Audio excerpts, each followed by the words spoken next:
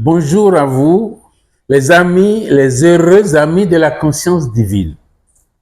Le choc de la foi justificatrice, la foi vivante en question, le scandale de la vérité divine, la vérité libératrice en question.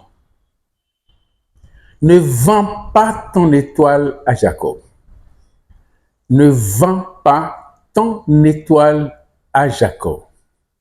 C'est à la suite d'une longue discussion que l'équipe qui m'amène ici a demandé qu'on puisse traiter ce thème. Parce que, en fond, les gens expriment qu'il ne faut pas chercher ce qui t'a fait tomber là où tu es tombé, mais plutôt avant. Mais cela n'est pas évident pour tout le monde.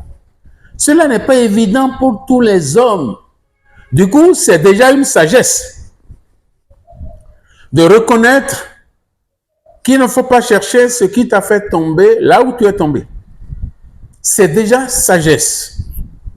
C'est un peu de cette sagesse que nous voulons vivre ici dans ce thème. Ne vends pas ton étoile à Jacob. Nous sommes à un grand carrefour. Ton étoile, c'est quoi? C'est ce que tu appelles ta destinée. Ce qui est prévu pour toi. Le bien qui est prévu pour toi. Le bien que le bien par excellence a prévu sur toi et pour toi. C'est ça ton étoile. Et les hommes, dans leur expertise, ont catégorisé ces types de biens, les étoiles. Ils vont parler de différentes étoiles. Étoiles de spiritualité.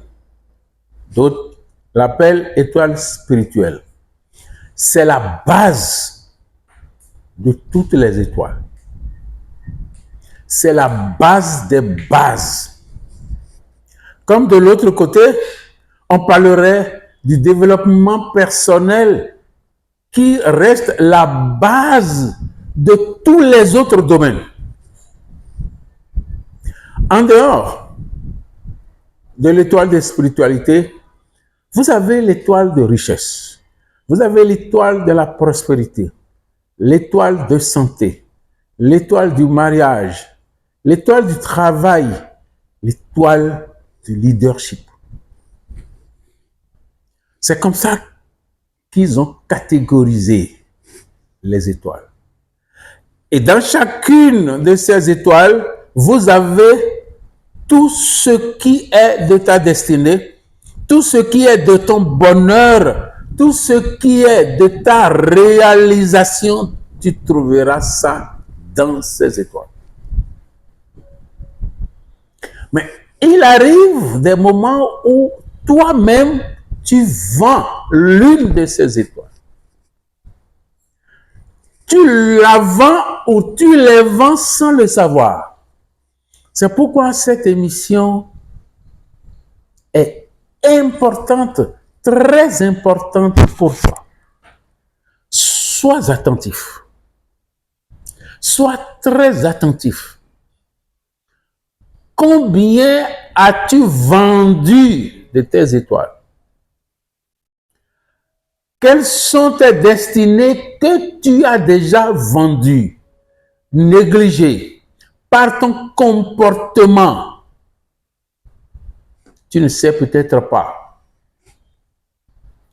Ne vends pas ton étoile à Jacob. Pour ce qui est de l'étoile, nous venons de le dire. Mais c'est qui Jacob? C'est quoi Jacob? Que signifie Jacob? Mais pourquoi c'est seulement à Jacob que tu pourras vendre? Et ça, c'est une autre histoire. Que nous allons vous résumer ça rapidement. Qu'il vous souvienne. L'enfant d'Abraham, Isaac, il a donné naissance à deux jumeaux. Ésaü et Jacob. Ils sont nés. La bénédiction revenait à Ésaü, l'aîné. Mais quand vous lirez l'histoire, ou vous qui connaissez l'histoire, la bénédiction était revenue à Jacob le cadet. Qu'est-ce qui s'est passé?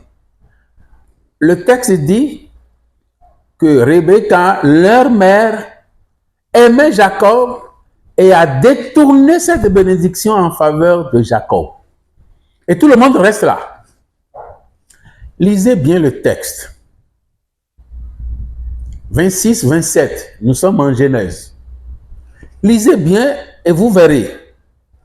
Mais pourquoi Rebecca a fait ça? C'est la nature qui a fait faire ça à Rebecca. Rebecca n'a rien fait. Elle n'a commis aucune faute. C'est pourquoi nous avons commencé par parler de destinée. Allez voir. Quand les deux étaient déjà dans le ventre de leur mère, qu'est-ce que Dieu lui-même avait dit? Qu'est-ce que l'Éternel lui-même avait dit? 2 nations. Et ces 2 nations se seraient séparées.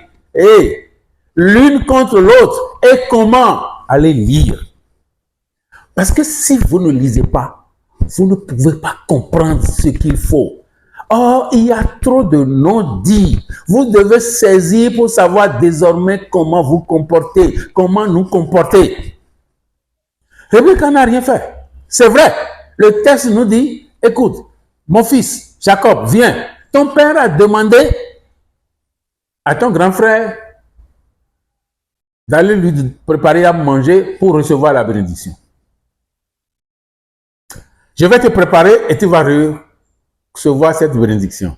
Jacob était inquiet. Il pose quelques questions à sa mère. Sa mère lui a donné toutes les garanties. Lisez, c'est beau, c'est un très beau texte. Ils ont réussi, ils ont préparé, ils ont tout fait. Et Jacob est allé dire à Isaac, mon père, ça y est, lève-toi, mange, bois, donne-moi la bénédiction. Le père dit, mais c'est quoi? Qu'est-ce qui se passe? C'est toi Ésaü, bien c'est toi Jacob? Il dit, non, je suis Ésaü, ton fils aîné. Viens, je vais vérifier. Il toucha Jacob. Entre-temps, vous l'aurez lu, il était couvert de peau d'animal. Et Isaac va préciser, la voix ressemble à celle de Jacob, mais la peau est celle d'Ésaü. Il a mangé, il a donné la bénédiction. Il a mangé, il a bu, il a donné la bénédiction. De grâce, relisez, allez relire. Finalement, Ésaü est revenu de chasse. Il a préparé ce qu'il est allé tuer. Il revient maintenant pour dire, papa, ça y est, j'ai fini, lève-toi, mange, bois et donne-moi la bénédiction éternelle. Isaac dit, mais quoi? Mais tu as déjà pris, non? Il dit, non, je viens d'arriver, je viens de préparer. C'est encore chaud. Lève-toi, mange et fais. J'ai dit, non, non, non. Il y a quelque chose qui ne va pas. Quelque chose s'était passé ici. J'ai donné la bénédiction. Ton frère t'a trompé. Vous voyez? On regarde autour de soi pour voir ce qui nous a fait tomber. Non, c'est bien derrière. Et c'est ça la leçon fondamentale que tu dois tirer dans cette affaire. C'est là la leçon fondamentale que tu dois tirer. Te le dis-je. Tu comprends? Ta maladie n'est pas d'aujourd'hui. Ton échec n'est pas d'aujourd'hui. Ta pauvreté n'est pas d'aujourd'hui. C'est ce que tu as semé, c'est ce que tu avais semé qui pousse. C'est ça que tu récoltes. Qu'en est-il de cette étoile de la bénédiction? Ésaü l'avait vendue quand il était plus jeune. Il avait vendu. Il revenait des champs, fatigué, faim. Jacob devait manger. Il dit à son frère, donne-moi ta nourriture. Donne-moi ta nourriture. Donne-moi tes lentilles. Donne-moi tes viandes. Donne-moi ton plat. Il dit non. L'autre dit, aujourd'hui là, vends-moi ton droit d'aînesse. Je te le donnerai. Ça suppose quoi? Ça suppose qu'ils avaient l'habitude. Ésaü avait l'habitude de lui demander et Jacob avait l'habitude de le lui donner. Et c'est pourquoi Jacob dit aujourd'hui là, vends-moi ton droit d'aînesse. Je veux. Et quelle réponse il a donnée? Attention. Attention à nos langues, à notre langue. C'est la source de la vie, c'est la source de la mort. Mort et vie sont au pouvoir de la langue, nous disent les proverbes. Voici un exemple. Il dit, qu'est-ce que je vais faire avec droit d'aînesse? Je commence par être vieux. Qu'est-ce que je vais faire avec droit d'aînesse? Prends. Et le cadet l'a amené à jurer. Non, non. Jure. Il faut me jurer parce que tel que tu parles là, tu parles trop facilement. Ésaü a juré. Allez lire. Parce qu'il y a trop de choses dedans. Il faut aller lire. Il a juré. L'autre lui a donné tout son plat. Lentilles, viande et tout ce qu'il a mangé. Plusieurs années après, 40 ans, plus, l'heure de la bénédiction arrive. Est-ce qu'Ésaü savait qu'en vendant son droit d'aînesse, il vendait la bénédiction éternelle, la bénédiction de Dieu? La bénédiction ne lui appartient pas. La bénédiction n'appartenait pas à son père, Isaac. Puisque Isaac lui-même a reçu cette bénédiction de son père Abraham. Et la bénédiction n'appartenait pas à Abraham. C'est la bénédiction de Dieu. C'est le dire du bien de Dieu. Il a perdu tout ce dire du bien. Voilà l'étoile des étoiles, l'étoile de Dieu, l'étoile Dieu lui-même, par un plat de lentilles. Ne vends pas, ne vends plus, ne continue pas à vendre tes biens, tes étoiles, ton bonheur, ta destinée. Parce que le plus souvent, tu le fais sans le savoir. Nous le faisons sans le savoir. Tu crois que c'est plus rien que tu es pauvre maintenant? Non. Tu avais semé la pauvreté par ta langue, par ton comportement, par ta pensée. Maintenant, tu es en train de récolter de grâce. As-tu tiré la leçon qu'il te faut? Parce qu'il y a une leçon générale que nous allons tous tirer. Mais chacun doit spécifier cette leçon en raison de son comportement particulier, en raison de la vie qu'il mène, en raison de la vie qu'il avait menée jusque-là, en raison de l'ouverture qu'il se donne face à une telle émission. Et après analyse, il verra combien d'étoiles il a vendu. Combien d'étoiles, combien de tes étoiles as-tu déjà vendu? Combien d'étoiles as-tu déjà vendu? Il t'en reste combien? L'homme est complexe. L'homme est la contemplation de Dieu. L'homme est le secret de Dieu. C'est l'homme lui-même qui décide de son avenir.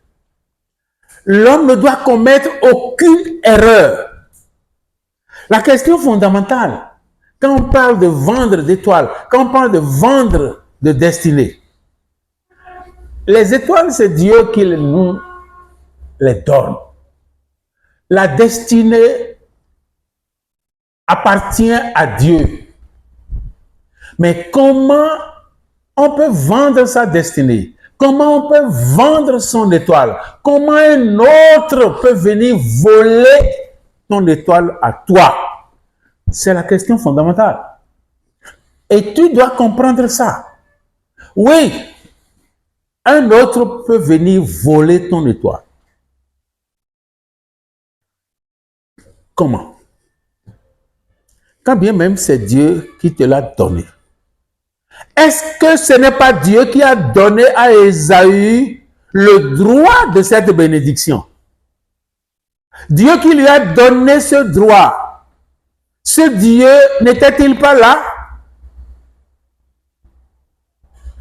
Quand finalement Jacob a reçu cette bénédiction qui était attribuée à Ésaü, c'est comme ça que les étoiles qui étaient destinées à toi, qui sont à toi, un autre peut venir voler, un sorcier peut venir voler, un tomate peut venir voler, un ennemi peut venir voler. Mais comment? Dieu est injuste alors? Dieu est faible alors? Puisque Dieu ne garde pas. Non, Dieu n'est pas injuste, Dieu n'est pas faible. C'est toi qui es injuste, c'est toi qui t'es rendu faible. Comme Ésaü s'était rendu injuste par son ventre, il s'était rendu injuste par son ventre, il s'était rendu faible en jurant de vendre son droit de reste. C'est lui-même qui a vendu. Tiens-toi bien. Chaque fois que tu poses un acte contraire aux lois de la nature, tu es en train de frayer un très bon chemin pour le sorcier. Tu es en train de frayer un excellent chemin pour le voleur. Et quand il va venir de nuit, tu serais déjà en train de dormir. Les anges vont sonner plusieurs fois, tu ne pourras plus te réveiller parce que ton comportement en plein jour, hier, avant-hier, il y a quelques jours, il y a quelques années, t'ont inoculé l'élément qui ne te permettra plus de te réveiller en son temps. Quand le voleur viendra tout voler de nuit, il prendra tout son temps parce que tu lui as donné la clé de ton réveil. Et quand il aura fini, quand il sera parti, c'est alors que toi, tu vas te réveiller. C'est complexe ce dont on parle. C'est complexe ce dont on parle. S'il te plaît, c'est complexe ce dont on parle. Écoute cette émission, réécoute cette émission et prends la peine d'aller lire les textes. C'est complexe. Et tout l'homme est complexe. Ne condamne pas Dieu. Ne condamne pas Dieu. Ne te condamne pas non plus. Mais attention, réveille-toi, prends conscience et change de comportement et tout ce que tu as perdu te sera revenu. On ne reste pas là où on tombe. On tombe, on se relève. Lève-toi maintenant et vas-y. Voilà, tu as compris la leçon, elle te sera profitable. La foi du Christ scandalisateur, le Christ de la foi agissante, la vérité de la foi en la vérité, comprenne qui pourra.